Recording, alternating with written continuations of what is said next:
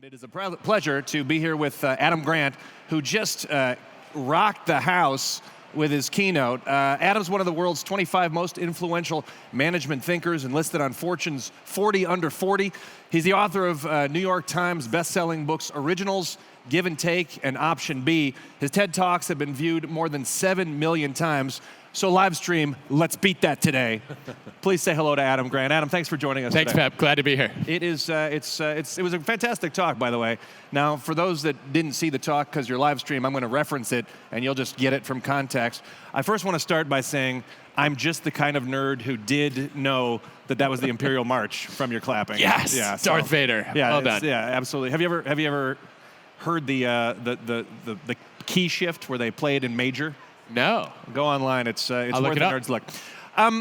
So I want to just dive right in with talk about leadership and how leaders can help foster nonconformist thought and action in the groups they're leading. What's the role they have, and what's the role that they should have? Well, I think leaders are good role models for nonconformity, right? When they kind of depart from the organization's usual ways of doing things, it signals to other people, this is not crazy. Like, I might not lose my job if I do this. Right. But they also need specific practices to get other people to challenge status quo. And a mistake I watch a lot of leaders make is they say, look, I'm going to assign a devil's advocate. Like, I know we need a different opinion in the room, so I'm going to, Pep, it's your job to disagree with me. And the problem is that assigned devil's advocates never convince anybody of anything, right? Because everyone knows they're just playing a role, and they know it too. What you see works much better is to unearth a devil's advocate, where you find someone who genuinely disagrees, and you invite that person into the conversation. And they're much more likely then to change the group's mind.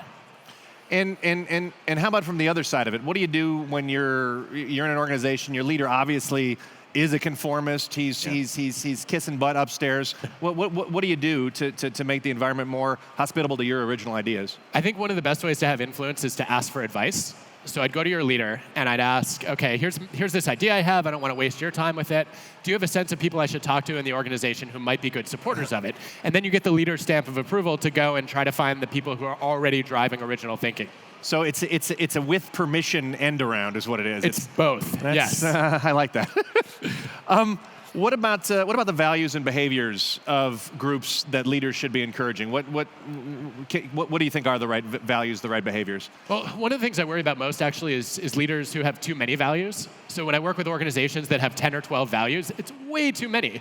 The whole point of a value is that it's supposed to represent one of your core guiding principles. It's supposed to be memorable, but also it's supposed to help you make trade-offs and choose between competing courses of action. So it's not helpful to say, well, honesty is one of our values. Guess what? Every organization values honesty.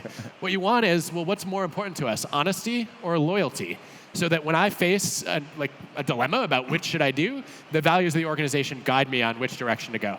So are you saying then that you think the best value statement is one that explains what you do against a competing value? Yeah, always. So you said too many is crazy. I mean, what's the right amount? It's not a math problem, obviously. I have a colleague, Drew Carton, who studied this in hospitals and found that 3 to 4 values was often much better than more in terms of people knowing what the values were and also interpreting them the same way. Mark Zuckerberg has a really interesting commentary on this. He says, look, values are about what you're willing to give up. So when Facebook had the move fast and break things value, it meant that they were going to sacrifice some reliability and consistency, right? And that's, I think, a good example of how values ought to be articulated. That's pretty interesting, actually. I'm just trying to think. Do you think that's true of individuals as well as organizations? It is, yeah. So if you look at the major dimensions of individual values, there are 2 axes that matter across the world's cultures. One is self-interest versus other interest, which is basically the giver-taker axis. Yeah. And then the other is openness to change versus more traditionalism, which is kind of originality versus conformity. And most of the time, right, you want all of those things. Like, we want people to, have ambition for themselves and for others. We want people also to be, willing to change and be creative, but we also want them to not throw out the baby with the bathwater. And you have to be willing to say, look, one of these is more important than the other in order to make any reasonable decisions in life. And, I mean, without putting you on the spot, what would you say are your 3 or 4 core values? So I actually just did a values assessment that I had my students do last week. And I was like, I wonder what mine are. So in the framework I came out with, humanity was first. So helping other people was number 1. Achievement was number 2, so accomplishing personal goals. And then numbers 3 and 4 were relationships and autonomy. That's your first two are sort of in conflict with each other, and your next two are sort of in conflict with each Pretty other. much. You're a complex individual. I think we all are. I'd like to think so. Hey, speaking of your students, so you showed during your talk that snippet of the Wharton professors read mean reviews. Now, that seems like it's 100% Jimmy Kimmel's celebrities read mean tweets. It was inspired by mean tweets, yeah. I was going to say who came first. You just said it was inspired. Does that count as innovation if you see someone doing something and you sort of do, I mean, in all fairness, the same thing but in a totally different environment? Yeah, I think so. We usually define creativity as coming up with an idea that's relatively novel and useful in that domain. So it doesn't have to be like the first time anyone in the world has thought it up. And then innovation is when that idea is executed in a way that makes it effective. And yeah, I think you could have an innovation that's borrowed from somebody else but applied in a different context. I mean, as a comedy writer, that's fantastic to hear because it happens. Hey, on the subject of writing, so you had that anecdote about the pitch for Lion King. The original pitch was sort of Bambi in Africa with lions, and nobody knew what that meant. But then when they said Hamlet with lions, so it seems to me that Bambi with lions is just a hack version of Hamlet with lions. Like, how do you make sure your Zappos with glasses pitch is not just Bambi with lions? I think the key is to understand what examples the audience is familiar with and might actually solve your problem, right? So Bambi with lions doesn't make sense because Bambi's going to die. Nobody wants to see that happen, like poor Bambi, right? Whereas Hamlet with lions, it's like, okay, like Hamlet had some real nemeses, and you expect like the way that lions interact to map onto that world. And so I think you need to understand from your audience's standpoint which of these examples are actually kind of comparable in the first place. And, I mean, of course, we probably don't hear the stories of the things that fail, but do you know of any product pitches that people just pitched badly and then it never happened, or there's a reason we did it? Yeah, I mean, normally those products don't see the light of day. Yeah, of course not. The ones that I tend to see are the ones that were initially false negatives, and then like somebody discovered, oh, this is a good idea. The pitch was just terrible. Huh. We see it the most in entertainment, right? So like, remember that TV show that was about nothing and NBC shot it down? Right. Seinfeld? Yeah. Right, like you look at that and it's like, well, it's pitched as a traditional sitcom, and traditional sitcoms are supposed to have like plot lines that get resolved, and they're supposed to have characters you like. And the executives at NBC are like, I hate all of those characters. Why would I watch this? And it takes an executive, Rick Ludwin, who doesn't even work in sitcoms, he's in variety and specials, to say, I don't care what like a good sitcom's supposed to do. This made me laugh, and we should try it. And it really opened the door to a lot of unlikable characters. It did, and funnily enough, he ended up saving The Office on NBC about over a decade later. Huh. And do you know what folks didn't like about The Office? I think it was a similar thing, right? Like it's shot like a documentary. The humor's awkward. Why would I want to watch that?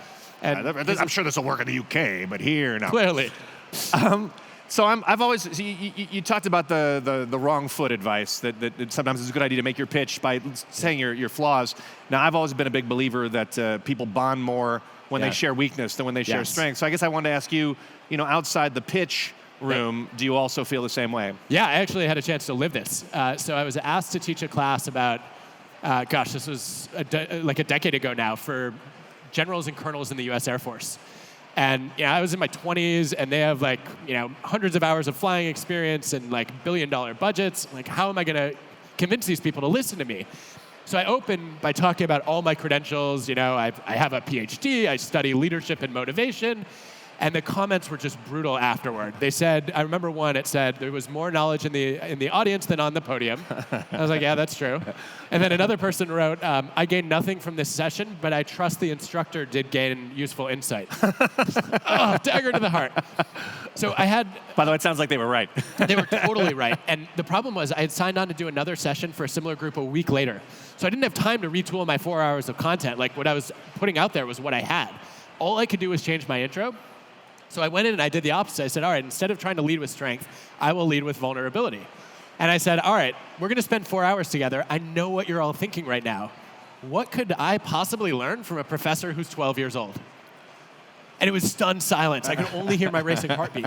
And then all of a sudden, this colonel, codenamed Hawk, piped up and he was like, nah, come on. I'm sure you're at least 13. And it totally broke the ice. And afterward, I delivered a similar session, but it changed the tenor of the feedback. They said things like, professor was junior, but dealt with the studies in an interesting way. And it was fun to learn about millennials from a professor who's almost a millennial himself. And I think it very much reinforced that point, right? That humility is a great way to make a connection with an audience. That's fantastic. I assume that your review of this session was, can't believe there's actually someone nicknamed Hawk. Are you guys a stereotype of yourself? Sand Dune. Really? Yeah. It was like Top Gun. I'd like to think Hawk was written on his helmet. I think it was on his gun, but... So you talked about, obviously avoiding groupthink. But then and how to culture fit can sometimes lead to groupthink. Yeah. Where do you draw the line? Where is culture fit and groupthink helpful, or is it ever helpful? I don't think groupthink is ever helpful, right? Groupthink is saying, look, I'm just going to follow you because you're my boss and I don't want to get in trouble, or I don't want to embarrass you. As opposed to, I'm going to follow you because even though I disagree with you, you made a compelling argument. I think that where I would draw the line is I think culture fit is a fine way to hire and reward and promote people if you're really clear about what your creative ideas are and how you're going to drive innovation. And then you need a group of people to execute on that set of ideas. The problem is most organizations don't have that luxury. What you need are constantly people coming up with new ideas to adapt to a changing world and to help to create a world before other people change it under your feet. And I think then what you want is this idea of cultural contribution, where you ask, how can I bring in people who are going to offer something that the culture doesn't have currently? Quickly, a last question. You spoke in your talk about the agreeable people versus disagreeable people, and maybe it's best to get. By the way, anybody who gives Batman as the idea of someone you go to, pretty awesome. Are there agreeable people that are worth your time, or are all agreeable people to be avoided? And how do you know the difference? No, of course. So the great thing about agreeableness is agreeable people seek harmony. So those are the people who behind the scenes will kind of check in to make sure like everybody's on the same page, and they're really good at building consensus. They're just not that helpful when you have a contrarian idea that people think is crazy, and they're like, I don't want to mess with that because everybody's going to hate me, and they don't like to be hated. I wish we had more time. We do not. So Adam, I'm going to say thank you very much, and enjoy the rest of the day. And if you're watching on the live stream, we're going to break 7 million. Your TED Talk record's going down. Thanks. Thank you. Well, there you have it. There are some agreeable people to be seeked out, and if you missed it, the most disagreeable giver there is Batman. He's not the disagreeable giver we need, but he might be the disagreeable giver that we deserve.